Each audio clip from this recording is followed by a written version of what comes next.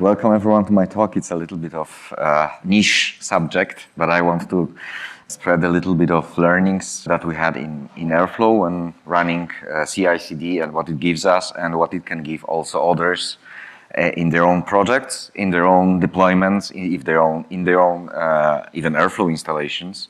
Just presenting the concepts, the reasons why we are doing the CI/CD and why and what it gives us.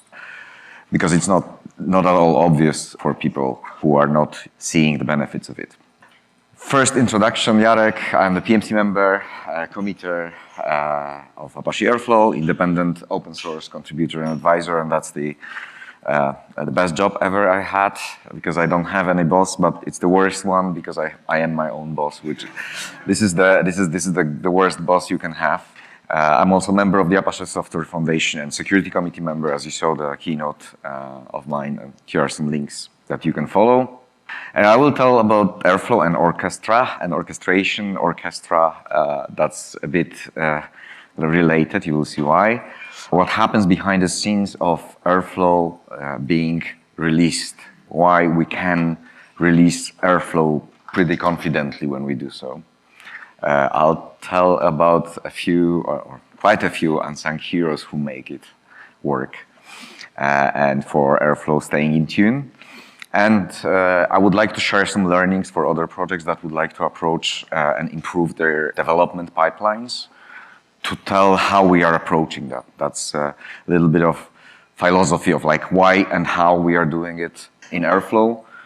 It's been developed for 5 years, like basically it started when I came to Airflow 6 years ago. That was yes, and it took me a week to get a development environment set up really in the way that I wanted, and it took me quite some time to see and fix failures in CI/CD of ours, which wasn't as comprehensive as it was now.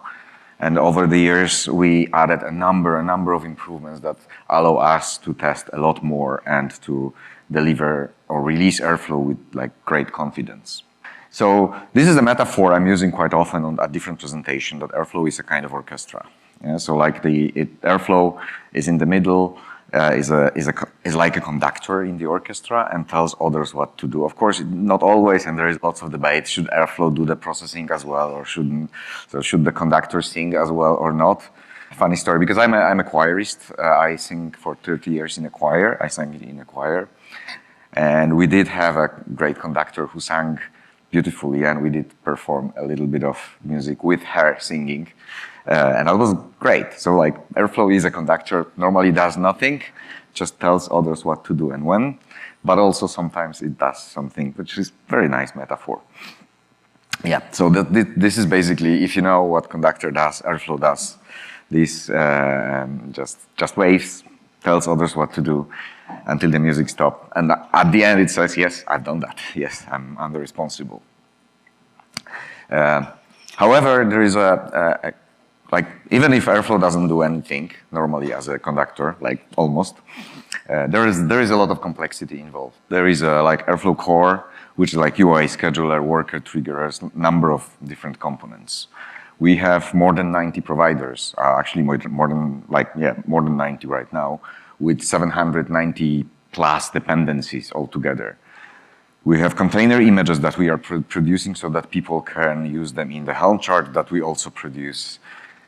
We have Python client for REST API of Airflow, and all this is released by the open source Airflow community, which means that whenever we release any of those or all of those, we have to be quite sure that what we release is good.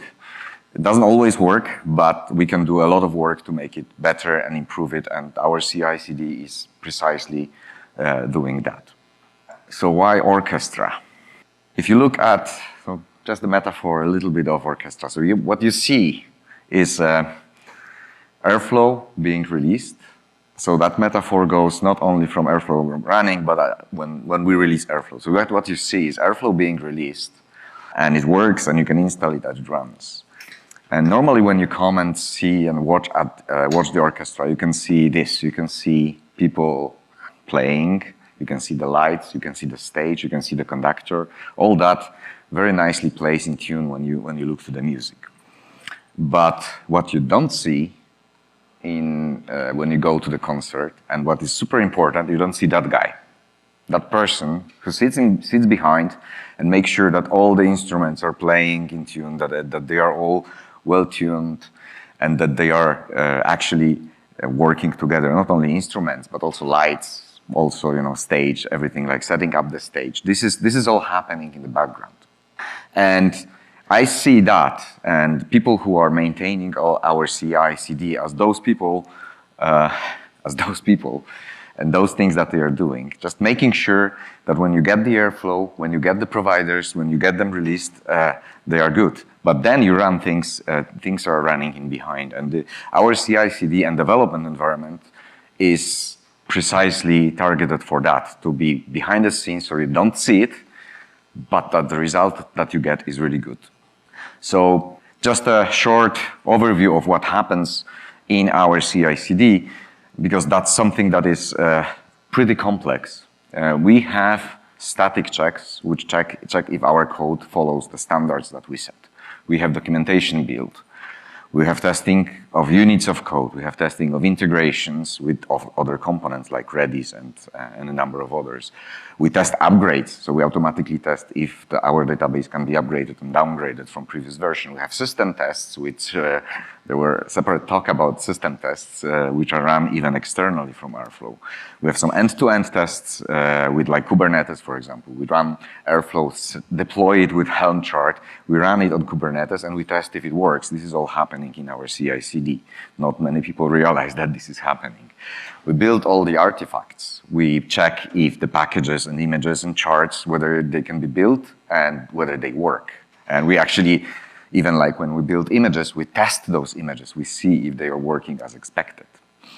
We do some backwards compatibility checks. That's a pretty recent improvement done a few months ago. We test if our providers are running with the old versions of Airflow, because we promised that to our users, so we also test it. We even very recently test if the dependencies that we specify, the lower bounds of them, are enough for the providers and from Airflow to work. So we just put them down to the lowest possible levels and see if all the tests are passing. We also test if the installation, or the CI/CD takes care about preparing the constraints, and constraints is something that you should be familiar if you're installing Airflow, so that users can reproducibly install Airflow, because future changes of some packages that we are using might break it, so we prepare a way how you can reproducibly install Airflow. All this happens in the background. You don't see that usually unless it fails, and you are contributing something. Also, we do future compatibility tests for our dependencies. And this is the important piece.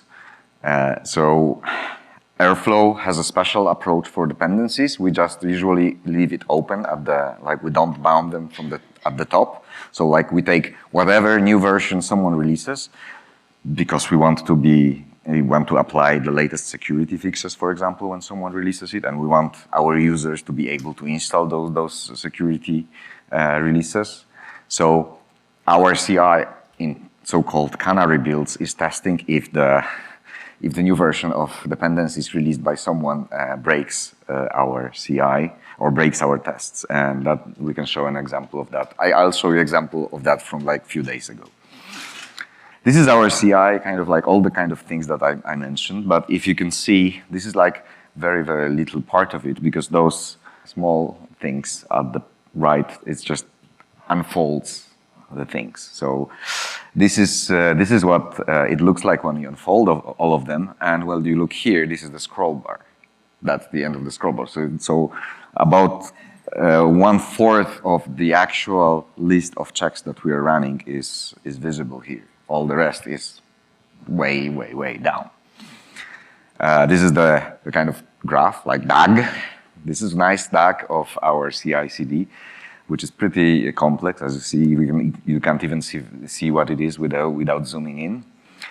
And the whole suite of our CI/CD tests test 1 hour, 8 minutes if you run all of it. That's the fastest way that we can do it. We improve that. We continuously try to make it faster. But if you run all of them, this is how long it will take.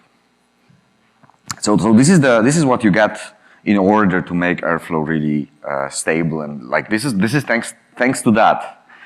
Airflow, when released, we know that it's gonna most likely work as you expected. But there are some unsung heroes of the whole CI/CD, because CI/CD is just okay. You can run CI/CD, it works, but then you have, in case of Airflow, you have a lot of contributors and people who are contributing the code and develop Airflow, and we have to make it easy for them to develop Airflow. So we have our dev tools, and I'll tell in a moment how important it is that the dev tools and CI/CD is kind of synchronized, because we have like more than 3,000 contributors. We have both contributors and maintainers, and contributors have a little bit different needs than maintainers, because contributors have to get feedback on what they submitted, the PRs, the pull requests that they submitted, and maintainers have to look at that feedback and lose as little time as possible for analyzing the PR and seeing if it's good enough, because we have a lot of those PRs. So our CI/CD is actually making maintainers work much easier, because basically what our CI does, maintainer doesn't have to do. If you see green check, a lot of the checks have already been done, so you don't have to focus on that. And CI/CD keeps it in check. But I wanted to tell, and this is something that I was doing for quite some time in different projects in the past as well, how important it is that the dev tools and the CI/CD are basically the same, or different side of the same coin. I have the next slide about that. Like development tools are helping contributors to contribute. Yeah? So as I mentioned before, when I started Airflow, week to set up development environment, probably a little bit long. So right now we have and I measured that recently, the possibility of setting up development environment of Airflow like 10 minutes, and you got everything you need to develop Airflow, basically, with Breeze development environment and local virtual environment that you can set up. But also, we have very nice development integration of our development environment with code spaces. So you can basically, even if you don't have your local machine, you can like click code spaces, run code spaces, and you will get running development environment in literally 7-8 minutes. It's just there, and you can contribute.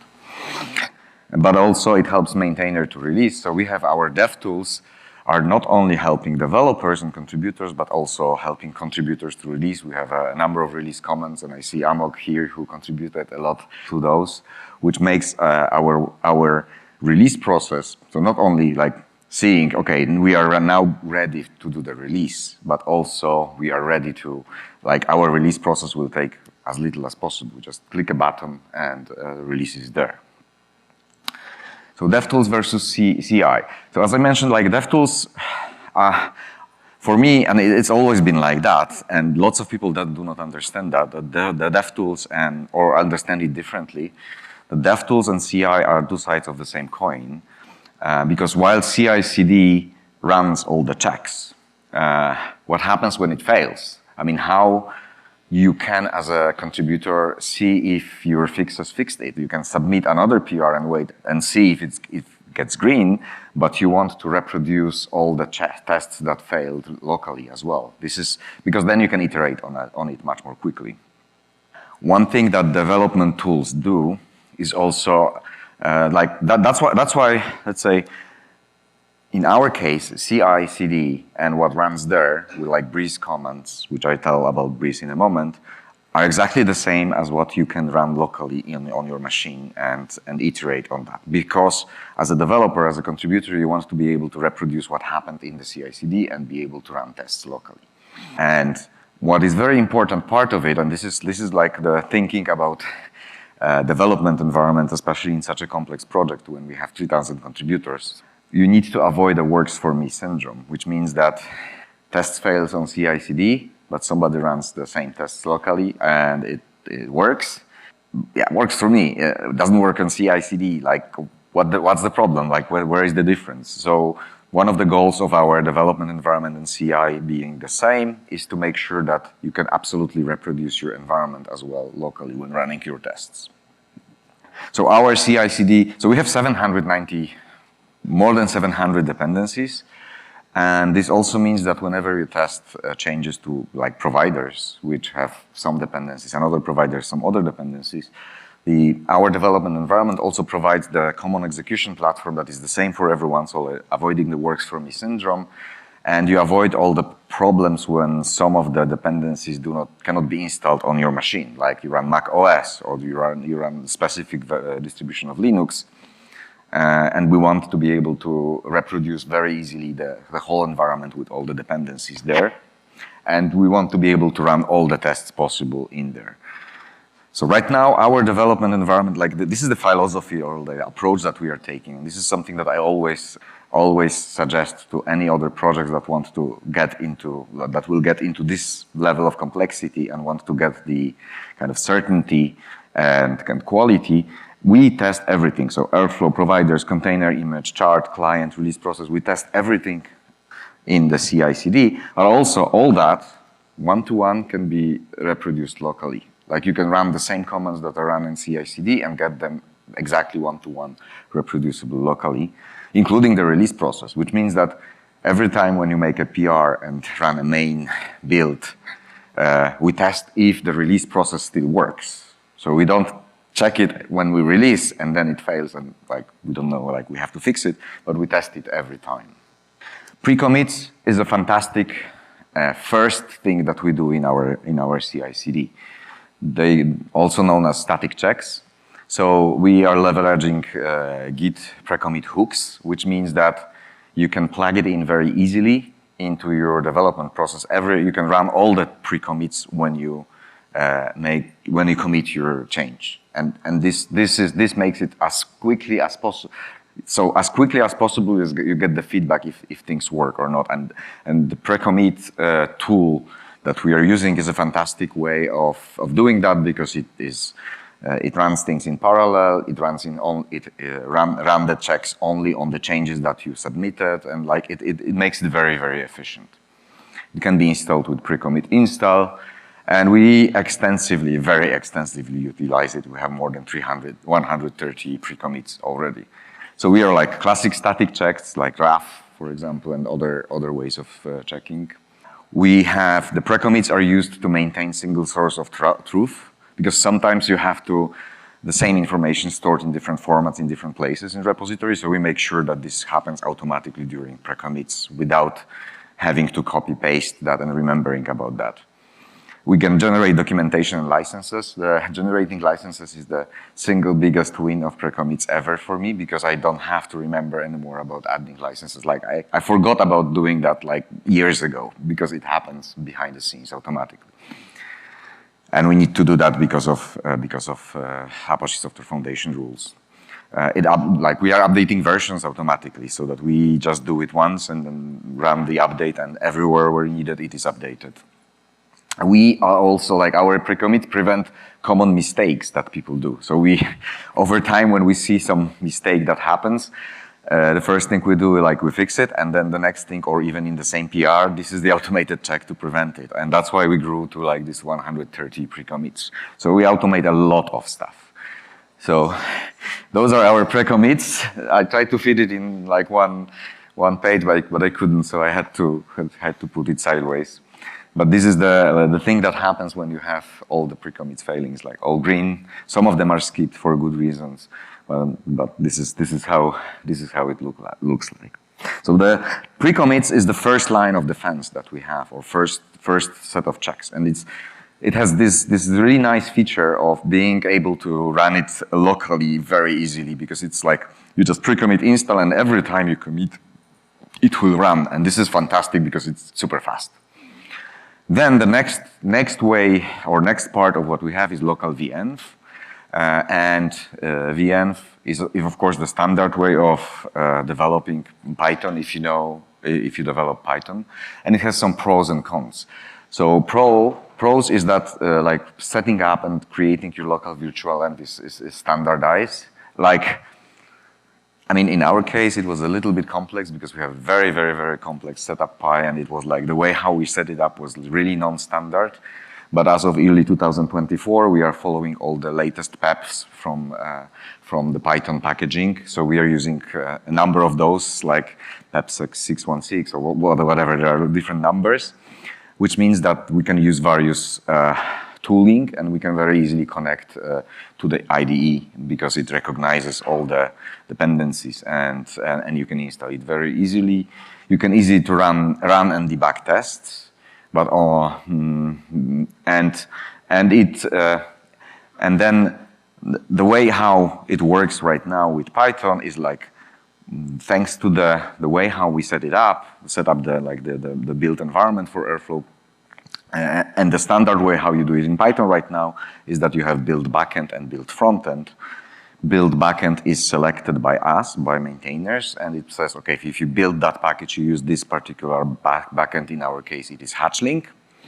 But you can use any kind of frontend to install this PEP compliant way how Airflow is using, because this is standardized. So if you are using Hatch or Poetry or any other kind of tool for managing your environments that follows PEP standards, you can use it with Airflow. So you can use any of your tooling. We don't force anyone to use any specific tool, like, you know, Hatch, Poetry, UV recently. You can use whatever, because all of them are compliant, and we are compliant with standard. So it's pretty standard approach across multiple Python projects. But there are some cons, because we have providers, lots of them, 790 dependencies, and we have various support for various platforms, macOS, Linux, ARM, AMD. And this means that often setting up your local virtual environment to contribute to a particular provider might be a very challenging task, because you need to have some system dependencies, or some things do not compile on your system, or you have an outdated system or newer system that doesn't build it. So the works for me syndrome, when you have your own local virtual environment, is something that happens very often, because people have installed the virtual env 2 weeks ago, and we added new dependencies, and they didn't update it. And so like the Python virtual env has some cons, because they are difficult to set up in our case, and might lead to different versions of those environments. And also reproducing it with CI is difficult, because if you want to install Airflow in CI as a virtual environment from the scratch, it takes, I don't know, 20 minutes if you install everything or something like that. Now with UV is a little bit faster, or quite a bit faster, but still it's significant time. So we cannot just install a virtual env easily on CI to make it faster, to have it faster. So with local virtual env, you have all the niceties that you can see here. So like you can see the tests, you can run the tests, you can set up breakpoints. It's super easy.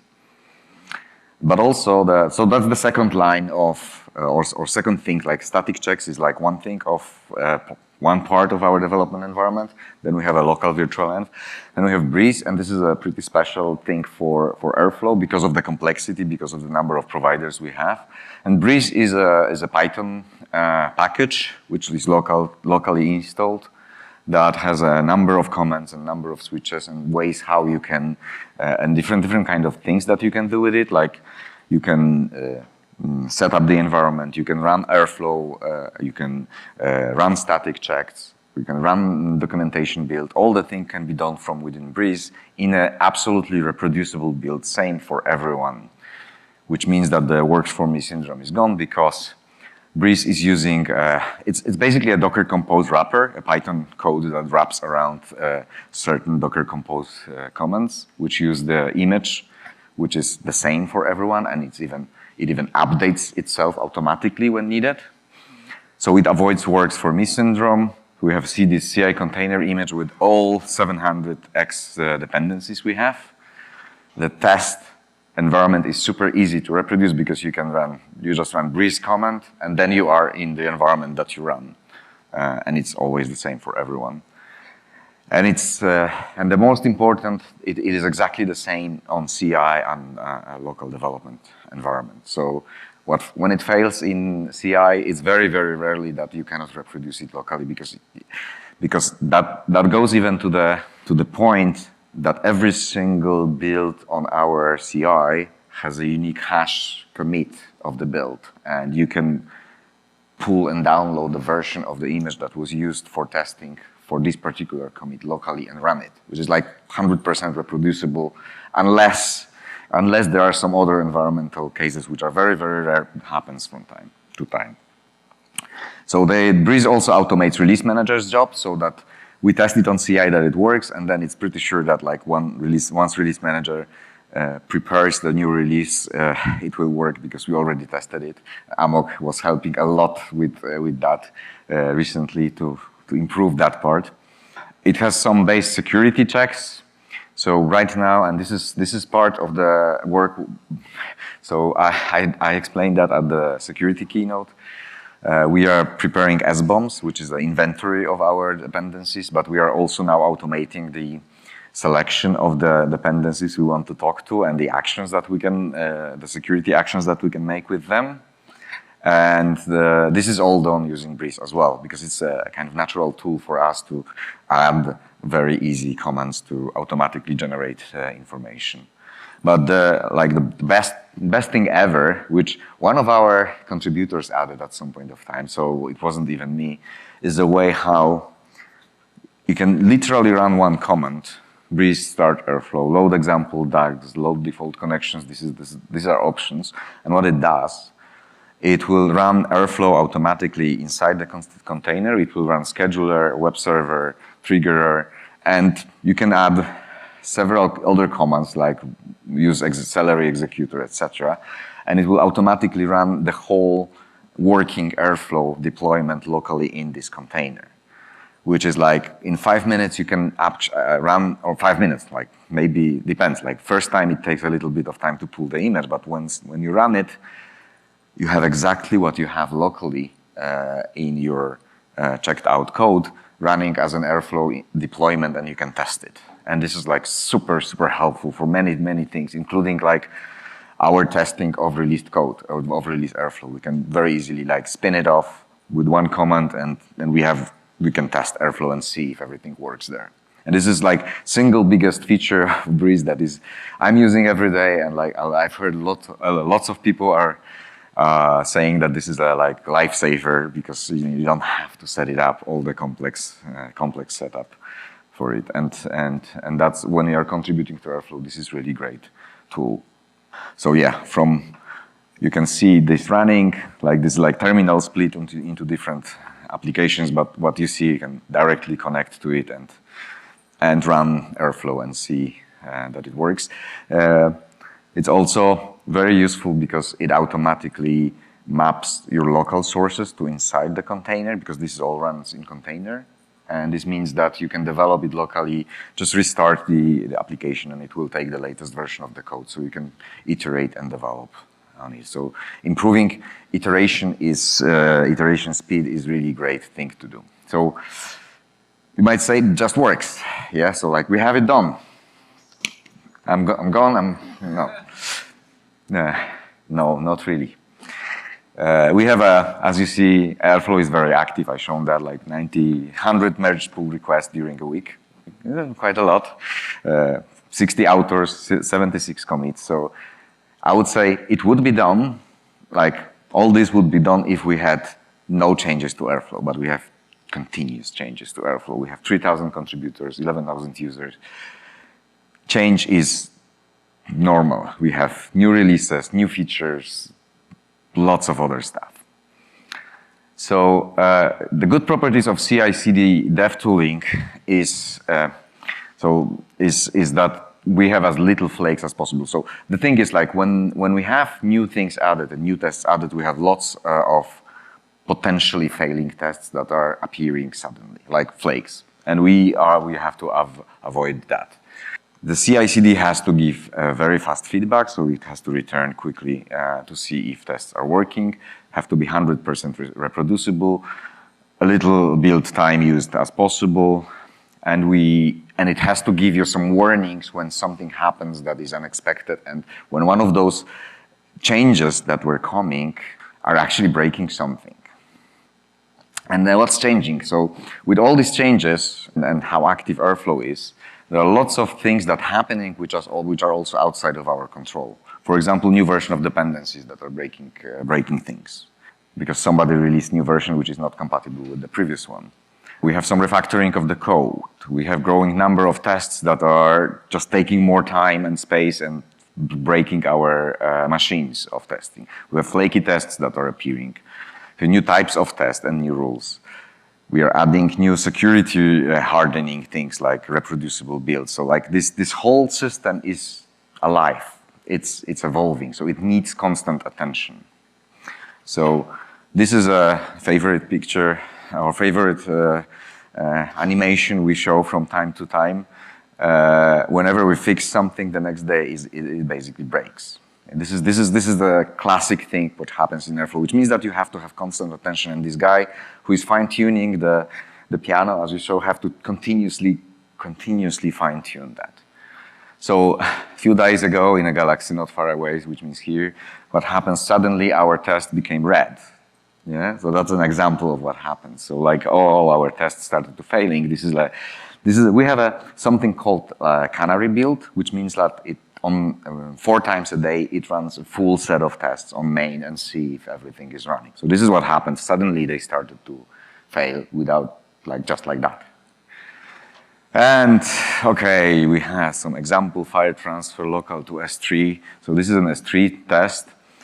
But it comes, as you see later, from like UPath implementation class. So UPath is like universal path library we have. And our CI produces something like that. It shows like, okay, previously we ran with those dependencies, and now we run with those new dependencies that came. And in this case, we can see that universal path lib in the latest build has been upgraded from 0.2.3 automatically. Because this is what our CI does. Like the canary build takes the latest version of dependencies because that are matching our selection criteria and checks on them. And this looked very, very much like 0.2.4 broke our build. So in an hour or so, I've opened an issue. Universal path lib breaks our build, and I checked exactly what the error is. And a few hours later, actually even 30 minutes later, the 0.2.5 should fix the issue in Airflow because the guy who is running universal path lib fixed the problem. Our CI actually detected a bug in the universal path lib library that was released. So in 2 hours or 3 hours, he was able to fix it because our CI told something is broken. Yeah, so we excluded it very quickly. We said that, okay, we are not installing 0.4. And then when the 0.2.5 was released, the build became green again. So this is the kind of things that constantly happens. And this is why you need people who are constantly looking at things that are that our CI is doing. Why is this important? I just wanted to say something about the job itself, about this guy who is fine-tuning, which is like basically me and a few other people. I will tell about that in a moment. It usually comes with a very low buzz factor because there is only like 1 or 2 people who know how things work, because very few people get involved in building the kind of complex CI system usually, because this is not their daily job.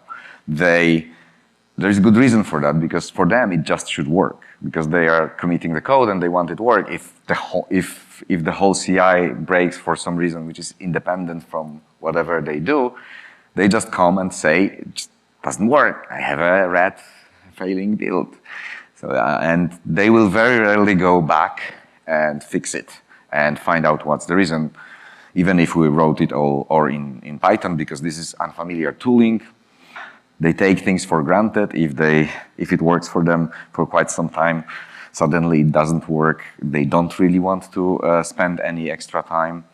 And one of the nature of the job, which I'm dealing with personally, is like complaints are often, gratitude is very rare. So I thank everyone who is thanking me for fixing problem, and that happens very rarely. But it actually helped because this is a quite ungrateful job. you do a lot of work to make people more productive. Usually they comment, tell you, okay, it doesn't work. This is very easy to burn out after some time. Yeah, so like, why I'm telling that is like appreciate. This is like a call for actions. Like appreciate your CI/CD guys, people who are maintaining it. And we have quite a number of those people. And here is the list of people that I extracted who are either committing or will be committing to our CI/CD and helping with that. Few of them I see are sitting here. So it's not only me, but right now we have a very low bus factor in Airflow because I mostly do that, but we are in the process of expanding the team, and tomorrow we have even a nice hackathon meeting where we will be discussing things about like and passing a little bit of the knowledge of mine. It has also some, so the thing is, and I'm just added this slide because coming back to the security discussion or security keynote I had, most of the security issues that we have right now, they come with our dependencies. And we need to be very, like the whole CI system that we have is all about complexity of managing the set of dependencies we have. And when it's as complex as Airflow, it becomes a really almost full-time job. But it's really, really important in the future when the supply chain and security will be very important because of regulations. So I just wanted to stress that this job of CI/CD is also very closely connected to security and security and dependencies.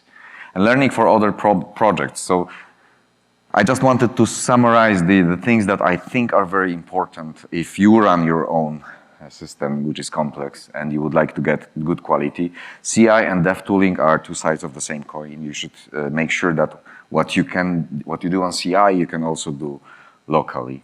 And you should make your dev tooling CI priority because any breakage there will make a lot of people less efficient.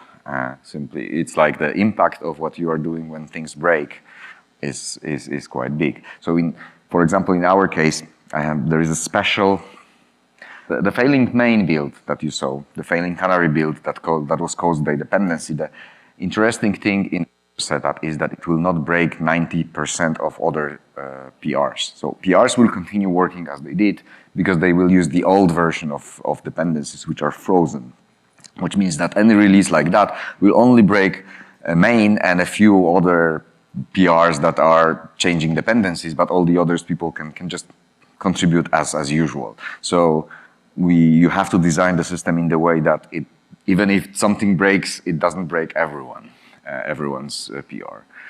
And encourage passionate contributors to become contributors to also the CI/CD, which I'm working on. And some takeaway, it's good to look at what other projects are doing in this space and learn from them. I'm continuously looking what other people are doing as well. One important thing, which I didn't mention, is but it's kind of implicit with the green canary build. We fix immediately things that are broken. Because if things start breaking and you don't fix them, you will have a lot of them to handle. So it's best to fix the things as quickly as possible, because otherwise it might grow to the unmanageable state. And one thing, and something that this 4 years or 5 years when I developed it, it was that was a very long process and very incremental process of adding things like test by test, improving this and this and this and that.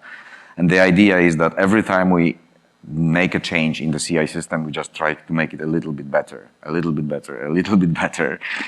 It's not going to be perfect, but the whole idea is something breaks, you see that you fix it, but also you remove the root cause for the fix. So you find out why it failed, and add some automation to prevent it from the future. So that would be it. Thank you very much.